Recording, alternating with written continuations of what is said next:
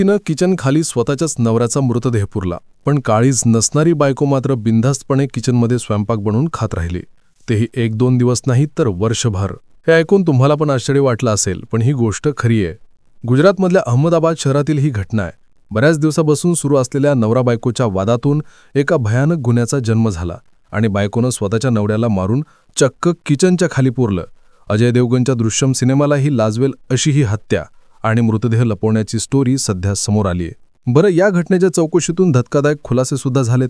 बायकोनं अगदी दृश्यम सिनेमात दाखवलाय त्याच पद्धतीनं एकदम शांत डोक्यानं नवऱ्याची हत्या केली आणि मृतदेह एकदम पद्धतपणे लपून ठेवला। म्हणूनच गुजरातमध्ये घडलेलं हे प्रकरण नेमकं काय आहे, नवऱ्याला किचन खाली पुरणाऱ्या या बायकोनं स्वतःच्याच नवऱ्याच्या हत्येचा प्लॅन कसा केला, या हत्येला कुठेतरी अनैतिक संबंधांची घिनार होती का, सगळं जाणून घेणार आहोत या व्हिडिओच्या माध्यमातून।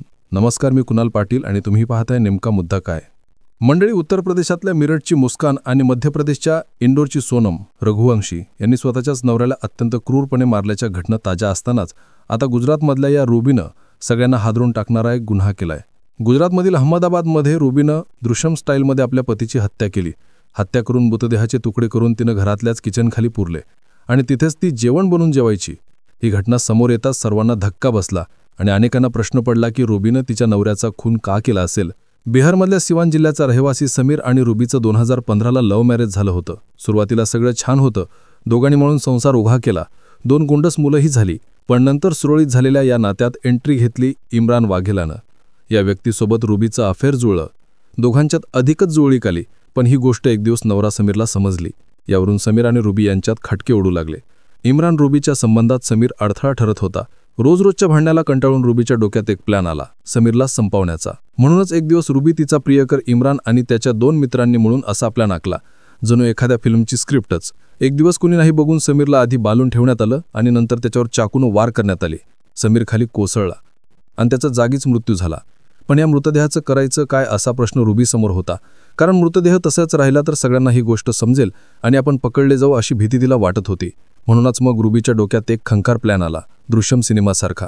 सगळ्यात पहिलं तर तिनं समीरच्या मृतदेहाचे तुकडे केले, नंतर किचन खालच्या टाईल्स उचकटल्या, तिथेच खड्डा खणला आणि त्यातच समीरच्या शरीराचे तुकडे ठेवले। वरून पुन्हा सिमेंट टाकून टाईल्स लावल्या आणि त्या टाईल्सवर उभी राहून ती रोजचा स्वयंपाक करू लागली, जणू काही झालंच नव्हतं अशा आविर्भावात। या सगळ्याची भीतीसुद्धा तिच्या चेहऱ्यावर अजिबात दिसत नव्हती। इतरांसमोर ती अगदी काहीच घडलं नाही असं दाखवायची, पण तिला माहीत नव्हतं कैद्याचे हात खूप लांब असतात। शेजारची विचारायचे समीर दिसत नाही, तेव्हा ती त्यांना शांतपणे उत्तर देत म्हणायची की तो दुबईला कामासाठी गेलाय। पण महिने गेले, 1 वर्ष निघून गेलं, कुठेच हालचाल नाही। समीरचाही फोन बंद होता, त्याचे मित्रही फोन करून त्याच्याशी संपर्क करण्याचा प्रयत्न करत होते, पण काही केला कॉन्टॅक्ट होत नव्हता। याच गोष्टीवर शेजाऱ्यांना आणि त्याच्या मित्रांना डाऊट आला। शिवाय इम्रान आणि तिच्या नात्याबद्दल सुद्धा शेजाऱ्यांना कुणकुण होती।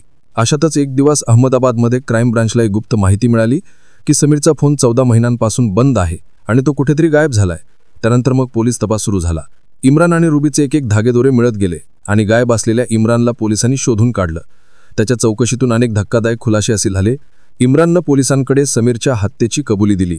पोलिसांना त्यानं रुबी आणि त्याच्या साहिल आणि फैजा या मित्रांसोबत मिळून समीरची हत्या कशी केली याबद्दल सविस्तर माहिती दिली। शिवाय मृतदेह किचन खाली लपवला असल्याचं सांगितलं। त्यानंतर मग कार्यकारी दंडाधिकाऱ्यांच्या उपस्थितीत पोलिसांनी घरातील किचन खोदायला सुरुवात केली। टाईल्स काढल्या तेव्हा त्याच्या खाली हाडं, केस, मानवी औषध सापडले।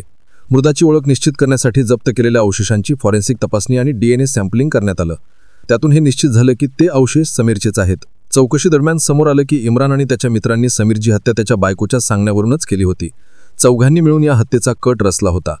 पोलिसांनी रुबीच्या घरात खोदकाम केलं असताना किचनखाली समीरच्या मृतदेहाचे अवशेष सापडले। समीरला या दोघांच्या प्रेम प्रकरणाची माहिती झाली होती, त्यामुळे तो रुबीला मारहाण करायचा। त्यामुळे प्रेमात अडथळा धरत असलेल्या समीरचा काटा काढण्यासाठी या दोघांनी मिळून हा प्लॅन केला। रुबीनं पोलिसात बेपत्ते असल्याची तक्रार दिली होती। खून केल्यानंतर तिचा बनाव 1 वर्षही टिकू शकला नाही। समीरचा 14 महिने फोन लागत नव्हता। त्यानंतर तिनं मृतदेह लपून ठेवल्याचं समोर आलं। या घटनेनं पोलीसही चक्रावून गेलेत। बुधवारी संध्याकाळी उशिरा क्राईम ब्रांचने या प्रकरणासंदर्भात रुबी, तिचा बॉयफ्रेंड इम्रान आणि त्याचे 2 मित्र साहिल आणि फैजू यांना अटक केलेली आहे। त्यानंतर पोलिसांनी सांगितलं की समीर अन्सारी हा बिहारच्या सिवान जिल्ह्याचा गव्हंडी होता आणि तो गेल्या 5 वर्षांपासून त्याची पत्नी रुबी आणि 2 मुलांसह सरखेज कालव्याजवळील S6 अहमदी रो हाऊसमध्ये राहत होता। रुबीसोबत त्याचं लव्ह मॅरेज झालेलं होतं।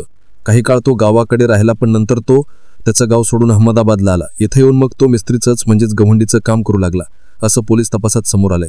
पण एकूणच एकदम फिल्मी पद्धतीनं हत्या आणि मृतदेह लपवण्याची ही धक्कादायक स्टोरी समोर आली आहे. प्रेम, वाद, संशय आणि शेवटी जन्माला आलेला भयानक गुन्हा, ही सगळी घटना आज आपण पाहिली. मेरठची मुस्कान, इंदोरची सोनम रघुवंशी आणि आता अहमदाबादची रुबी.